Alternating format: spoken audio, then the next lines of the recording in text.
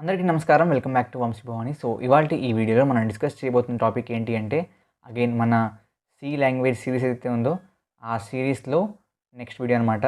So, మీలో చాలామంది నాకు తెలుసు సి లాంగ్వేజ్ సిరీస్ కోసం వెయిట్ చేస్తున్నారని చెప్పి.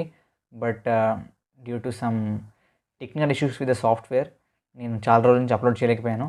బట్ దెన్ అగైన్ విల్ కంటిన్యూయస్‌లీ అప్లోడ్ వీడియోస్. ఇవాల్టి ఈ వీడియోలో మనం డిస్కస్ చేయబోతున్న టాపిక్ ఈజ్ అబౌట్ ఫంక్షన్స్ అనమాట. Okay. One of the very important topics it is functions. Okay. So బేసిక్గా సి లాంగ్వేజ్లో నన్ను అడిగితే మీరు వాట్ ఆర్ ఇంపార్టెంట్ అని చెప్పి నేను మూడే పేర్లు చెప్తాను. ఓకే. ఒకటేమో ఇఫ్ కండిషనల్స్, ఒకటేమో లూప్స్, ఓకే, అండ్ మూడోది ఏంటి అంటే ఫంక్షన్స్. ఈ మూడు తప్ప నేను మీకు మిగతావేమి చాలా ఇంపార్టెంట్ అని చెప్పను. These are something which are really important అనమాట. ఓకే. బికాజ్ ఈ టాపిక్స్ వాడకుండా మీరు జనరల్గా ఎటువంటి ప్రోగ్రామ్స్ రాయరు కాబట్టి they are that much important. Okay. So అటువంటి ఒక టాపిక్ ఇవాళ డిస్కస్ చేయబోతున్నాం. ఆల్రెడీ లూప్స్ అయిపోయింది, ఇఫ్ అయిపోయింది. ఓకే. సో బేసిక్గా ఫంక్షన్స్ అనే టాపిక్ డిస్కస్ చేయకముందు ఒకవేళ ఈ యొక్క సి లాంగ్వేజ్ ప్లేలిస్ట్లో మీరు చూస్తున్న మొదటి వీడియో ఇదైతే కనుక ఇక్కడ పైన మీకు ఐ బటన్లో ఈ యొక్క సి లాంగ్వేజ్ సిరీస్ ఏదైతే ఉందో దాని యొక్క ప్లేలిస్ట్ అనేది లింక్ ఉంటుంది. సో ఆ లింక్ని మీరు క్లిక్ చేసి సిరీస్ని మొత్తం యాక్సెస్ చేయొచ్చు. అండ్ ఒకవేళ కనుక మీరు ఫస్ట్ నుంచి చూడకపోతే నేను మిమ్మల్ని రిక్వెస్ట్ చేసేది ఏంటి అంటే కైండ్లీ ఫస్ట్ నుంచి చూసిరండి. దానివల్ల ఏంటంటే నా యొక్క ఫ్లో అదవద్దు మీకు. బికాజ్ కొన్నిసార్లు ఎక్స్ప్లిసిట్గా టైటిల్లో పేరు చెప్పకపోయినా there are many topics which I'm covering on the go video మధ్యలో, కాబట్టి ఇట్ విల్ హెల్ప్ యూ అనమాట. సో అందరూ ఒకే ఒక్క ట్రాక్ మీద ఉంటారు, అందరికీ బాగా అర్థమవుద్ది. ఓకే. యా.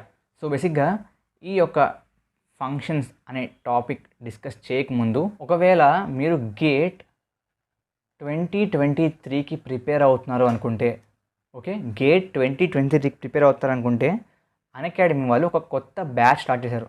ఆ బ్యాచ్ పేరేంటి అంటే ఆరోహన్ బ్యాచ్ అనమాట. ఓకే. సో ఈ Arohan batch 22nd of September నుంచి స్టార్ట్ అయింది. జస్ట్ 1 డే అయిందంతే. You can still check it out and enroll. Okay. దీంట్లో ఇండియాలో ఉన్న టాప్ ఫ్యాకల్టీ మొత్తం చెప్తున్నారు. నిన్న స్టార్ట్ అయింది. And starting with what subject అంటే ఇది స్టార్టింగ్ విత్ డిబిఎంఎస్ సబ్జెక్ట్ అనమాట. సో డేటాబేస్ మేనేజ్మెంట్ సిస్టమ్ అనే సబ్జెక్ట్తో స్టార్ట్ అయింది. ఓకే. సో చెక్ చేయండి ఒకసారి, నేను లింక్ మీకు డిస్క్రిప్షన్లో ఇస్తాను. ఓకే. మీకు నచ్చింది జాయిన్ అవుదాం అనుకుంటున్నారు, గేట్ 2026 ప్రిపేర్ అవుతున్నామన్నా, వీ వాంట్ టు ఎన్రోల్ అనుకుంటే మీకు నేను 10% డిస్కౌంట్ ఇవ్వగలను. ఓకే. 10% ఆఫ్ వస్తుంది. దానికోసం ఏం చేయాలంటే మీరు పెద్దగా ఏం చేయట్లేదు. ఎన్రోల్ అవుతున్నప్పుడు వాళ్ళు మీకు కోడ్ అడుగుతారు. ఆ కోడ్ మీరు VAMSI10 అనే కోడ్ వాడితే చాలు. Okay. You will get instantly 10% discount. Got it అండి. సో ఖచ్చితంగా చెక్అవుట్ చేయండి. మీకు డిస్క్రిప్షన్లో లింక్ ఉంటుంది. ఆ లింక్ ద్వారా మీరు లోపలికి వెళ్ళి చెక్ చేయండి. If you feel it is interested, go ahead with the enrollment. Okay. So let's get started. బేసిక్గా ఫంక్షన్స్ అంటే ఏంటి అంటే, ఫంక్షన్స్ అంటే ఏం లేదనండి, it is just block of code అనమాట. It is just block of code, అంతకుమించి ఏం లేదు. ఓకే. ఫర్ ఎగ్జాంపుల్ మనం వాయిడ్ మెయిన్ అని రాస్తాం కదా. ఓకే.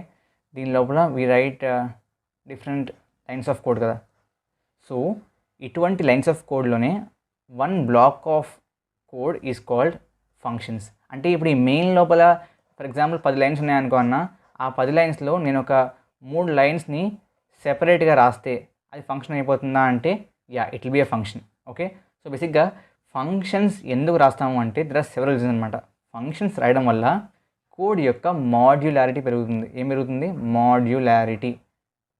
అంటే there will be separate modules. For example, మీరు let's say you are writing code for preparing coffee. Okay. And ఆ ప్రిపేరింగ్ కాఫీలో for example there are 3 steps అనుకుందాం. Okay. For example there are 3 steps. First the start machine, second the mix milk with coffee powder, and third the serve the coffee. First ఏంటి? Start చేయడం. Second ఏంటి? Mix చేయడం. ఎవరిని?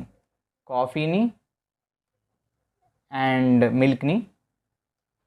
And ఫైనల్గా serve చేయడం, 3 steps ఉన్నాయి అనుకుందాం ఒక మెషిన్కి. ఈ మెషిన్కి సంబంధించిన కోడ్ రాస్తున్నారు మీరు. ఓకే, సో మాడ్యులారిటీ ఏం చెప్తుంది అంటే మీరు స్టార్ట్ చేయడానికి సంబంధించిన కోడ్ని సెపరేట్ ఫంక్షన్లో రాస్తారు. మిక్స్ కాఫీ అండ్ మిల్క్ చేయడానికి ఏదైతే కోడ్ ఉంటుందో అది సెపరేట్ ఫంక్షన్లో రాస్తారు. అండ్ సర్వ్ని సెపరేట్ ఫంక్షన్లో రాస్తారు. ఓకే, సో బేసిక్గా మరి అన్నీ సెపరేట్గా ఉంటే మరి స్టార్ట్ తర్వాత మిక్స్ అవ్వాలి, మిక్స్ తర్వాత సర్వ్ అవ్వాలి. బేసిక్గా స్టార్ట్ అవ్వాలంటే మనం స్టార్ట్ చేయాలి కదా. సో ఇవన్నీ ఇంటర్లింక్ ఎలా ఉంటుందన్న అంటే బేసిక్గా what you can do is మెయిన్లోంచి ఈ యొక్క స్టార్ట్ అనే ఫంక్షన్ని కాల్ చేయొచ్చు. దీనికి నెంబర్లు ఇస్తాను, ఇది 1 అనుకుందాం, ఇది 2 అనుకుందాం, ఇది 3 అనుకుందాం. సో మెయిన్ నుంచి 1 అనే ఫంక్షన్ని కాల్ చేయొచ్చు, 1 నుంచి 2 అనే ఫంక్షన్ని కాల్ చేయొచ్చు. ఓకే, 2 నుంచి 3 అనే ఫంక్షన్ని కాల్ చేయొచ్చు. ఓకే, అండ్ 3లో ఎప్పుడైతే మీరు సర్వ్ చేస్తారో SER ఇది. ఓకే, ఎప్పుడైతే మీరు సర్వ్ చేసినప్పుడు ఫర్ ఎగ్జాంపుల్ యూజర్కి కాఫీ నచ్చలేదు, అప్పుడు ఏం చేయాలి? అగైన్ మీరు స్టార్టింగ్ కాల్ చేస్తారు మరి ఫస్ట్ నుంచి చేయమని చెప్పి. ఓకే, ఈ విధంగా మీరు కోడ్ రాయచ్చు అనమాట. మరి ఏమవుతుంది? మాడ్యులారిటీ వస్తుంది. అంటే we are having different modules for each specific task. So start అనేది ఒక టాస్క్, దానికి సెపరేట్ మాడ్యూల్ ఉంది, మిక్స్కి సెపరేట్ మాడ్యూల్ ఉంది, సర్వ్కి సెపరేట్ మాడ్యూల్ ఉంది. ఓకే, దీనివల్ల ఏమవుతుందన్న modularity is a benefit of function. Actually modularity వల్ల వచ్చే లాభం ఏంటి అంటే వన్ థింగ్, మీరు ఎప్పుడు కూడా సాఫ్ట్వేర్ ఇండస్ట్రీలో ఒక పాయింట్ గుర్తుపెట్టుకోండి. అదేంటి అంటే ఒక కోడ్ ఉంది, ఒక సాఫ్ట్వేర్కి కోడ్ ఉంది. ఓకే, ఈ కోడ్ని మీరు జస్ట్ ఇవాళ వాడతారని ఏం లేదు.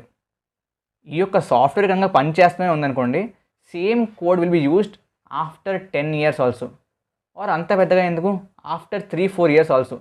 ఓకే, సో ఇవాళ రాసిన కోడ్ మీరు, but there is no guarantee that 3 ఏళ్ళ తర్వాత మీరు ఆ కంపెనీలో ఉంటారో ఆర్ వేరే కంపెనీకి షిఫ్ట్ అయిపోతారో తెలియదు. ఓకే, సో వేరే వాళ్ళు అప్పుడైతే ఎవరైతే ఉంటారో ఆ కంపెనీలో వాళ్ళకి మీరు రాసిన కోడ్ అర్థం అవ్వాలి.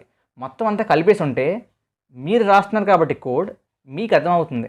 కానీ when some other person is reading your code, అప్పుడు ఖచ్చితంగా it will not be clear అనమాట కదా. దానివల్ల దిస్ ఆఫర్స్ క్లారిటీ.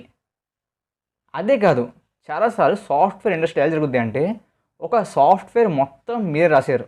ఓకే, ఆ సాఫ్ట్వేర్లో డిఫరెంట్ టాస్క్ డివైడ్ చేసి different set of elements or different set of ఫంక్షన్స్ని డివైడ్ చేసి ఏం చేస్తారంటే ఒక్కొక్క ఎంప్లాయీకి 2-3 ఫంక్షనాలిటీస్ అసైన్ చేస్తారు. ఓకే, సో అప్పుడు ఏం జరుగుతుంది? ఫర్ ఎగ్జాంపుల్ స్టార్ట్ ఎక్స్ అనే అతను రాయాలి, ఇది వై అనే అతను రాయాలి, ఇది జెడ్ అనే అతను రాయాలి. ఓకే, జెడ్ రాయాలి, ఇది వై రాయాలి, ఇది ఎక్స్ అనే అతను రాయాలి. ఓకే, సో ముగ్గురు ఒకే మెయిన్ ఫంక్షన్లోనే మొత్తం రాస్తాము అంటే రాయొచ్చు, తప్పేం లేదు, there'll be no error. Okay, కానీ హౌ విల్ దే కొలాబరేట్? అదే నువ్వు స్టార్ట్ ఫంక్షన్ రాసుకో, నీది రాసుకుంటా, సర్వ్ ఇంకొకరిని రాసుకుంటాడు. ఓకే, ముగ్గురం కలిసి తర్వాత we can collaborate and we can link the codes అంతే అన్నప్పుడు ఏమవుతుంది? It will become easy. అదే కాకుండా వన్ మోర్ థింగ్ ఏంటి అంటే చెప్పండి, any idea? Exactly debugging easy అయిపోతుంది. డీబగింగ్ అంటే ఏంటన్నా అంటే డీబగింగ్ అంటే ఫర్ ఎగ్జాంపుల్ మీకు ఎర్రర్ వచ్చింది. ఎర్రర్ వచ్చినప్పుడు ఆ ఎర్రర్ ఎక్కడొచ్చింది, ఎందుకు వచ్చింది, దాన్ని ఎలా కరెక్ట్ చేయాలి అన్నప్పుడు ఈ విధంగా చిన్న చిన్న ఫంక్షన్స్లో ఉంటే ఆ ఎర్రర్ని వెతకడం అండ్ డీబగ్ చేయడం అంటే దాన్ని సాల్వ్ చేయడం విల్ బి ఈజీ. అదే కాకుండా మొత్తం అంతా ఒకే మెయిన్లో ఉందనుకోండి, దాన్ని ఎత్తుక్కోవడానికి it will take so much time. దాన్ని మళ్ళీ కరెక్షన్ చేసినప్పుడు ఏమవుద్ది అంటే మెయిన్లో ఉన్నప్పుడు మొత్తం అంతా ఇంటర్ లింకింగ్స్ ఎక్కువ ఉంటాయి. ఇప్పుడు ఇంటర్ లింకింగ్ ఎక్కడ? ఓన్లీ ఈ రెండింటికి దిల్ బి 1 లింక్, దీనికి 1 లింక్. బట్ మెయిన్లో ఉన్నప్పుడు there'll be several interlinkings between each line of code. That will again cause difficulty in debugging. కాబట్టి ఇన్ని అడ్వాంటేజెస్ ఉన్నాయి ఫంక్షన్స్ వల్ల. ఫంక్షన్స్ చేసే పనిని ఫంక్షన్స్ లేకుండా కూడా మీరు చేయొచ్చు. దట్స్ వెరీ ఇంపార్టెంట్ పాయింట్ అండి. ఏంటా పాయింట్? ఫంక్షన్స్ వాడి మీరు ఏదైతే పని చేయగలరో అదే పని మీరు functions, I write it here, task done with functions can be done even without functions అనమాట. ఓకే, జస్ట్ దాన్ని అంతా మెయిన్ ఫంక్షన్ రాసేస్తారు అంతే, ఇట్స్ ఆల్. కానీ ఇవేవి మీకు అడ్వాంటేజెస్ లభించవు. మాడ్యులారిటీ లభించదు, క్లారిటీ లభించదు, డీబగింగ్ లభించదు. And these are all very very important in the software industry. Okay, దీంట్లో ఇంకొక ఇంపార్టెంట్ పాయింట్ చెప్పడం మర్చిపోయాను. అదేంటి అంటే, ఫర్ ఎగ్జాంపుల్ మీరు ఒక పనిని, I will write it here, ఒక పనిని 10 or 20 టైమ్స్ చేయాలి. ఓకే, సింగిల్ పనిని 10 or 20 టైమ్స్ చేయాలి. అప్పుడు సేమ్ కోడ్ని మీరు 10 or 20 టైమ్స్ రాయాలి కదా. 10 or 20 టైమ్స్ ఒకే పీస్ ఆఫ్ కోడ్, సేమ్ కోడ్ని రాయడం ఈజ్ జస్ట్ యూజ్లెస్. కాబట్టి మీరు ఆ 10 or 20 టైమ్స్ ఒక్కసారి రాసిన ఈ ఫంక్షన్లో ఉన్న కోడ్ని వాడితే అయిపోద్ది. ఇదే కోడ్ మీరు ఫంక్షన్ రాశారనుకోండి, ఇంకేంటి, ఆ 10 or 20 టైమ్స్ జస్ట్ ఈ ఫంక్షన్ని వాడడమే, నథింగ్ మోర్ దెన్ దట్. కాబట్టి ఈ విధంగా రిడెండెన్సీ అంటారు దాన్ని. రిడెండెన్సీ అంటే రిపిటేషన్. రిడెండెన్సీని కూడా మనం కాపాడచ్చు, అంటే రిడెండెన్సీ లేకుండా చేయొచ్చు మనం. ఎక్కువ రిపిటేషన్ ఉంటే ఏమవుద్ది, అగైన్ ఇట్స్ ల్యాకింగ్ క్లారిటీ కదా. Okay, moreover it is more space consuming కదా.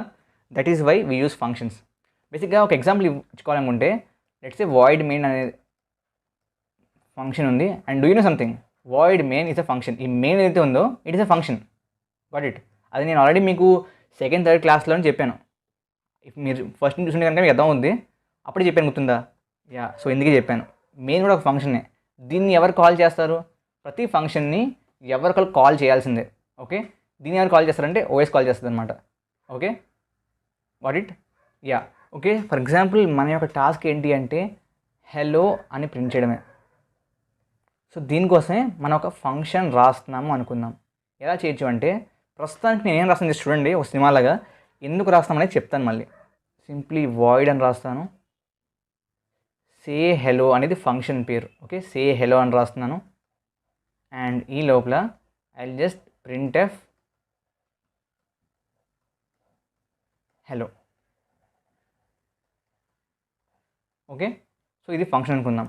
సో మీరు హెలో అని ప్రింట్ చేయాలి అంటే you can just call it. Call చేయడం ఎలా అంటే ఆ ఫంక్షన్ పేరుని పిలవడం అంతే. ఓకే, సో ఇక్కడ ఏం జరుగుతుంది అంటే వాయిడ్ మెయిన్లో లైన్ ఏంటి, say hello. So say hello brackets ఉంది, that means this is a function call. So compiler ఏం చేస్తుంది అంటే ఈ యొక్క ఫంక్షన్ ఉందా అని చెప్పి వెతుకుతుంది. సో ఆబ్వియస్లీ పైనే వెతుకుతుంది, కింద వెతకదు. ఓకే, పైన ఉందా, యా, వెళ్ళి చూస్తుంది అనమాట. ఓకే, దొరికింది అని చెప్పి. Then it will go inside and execute what is there.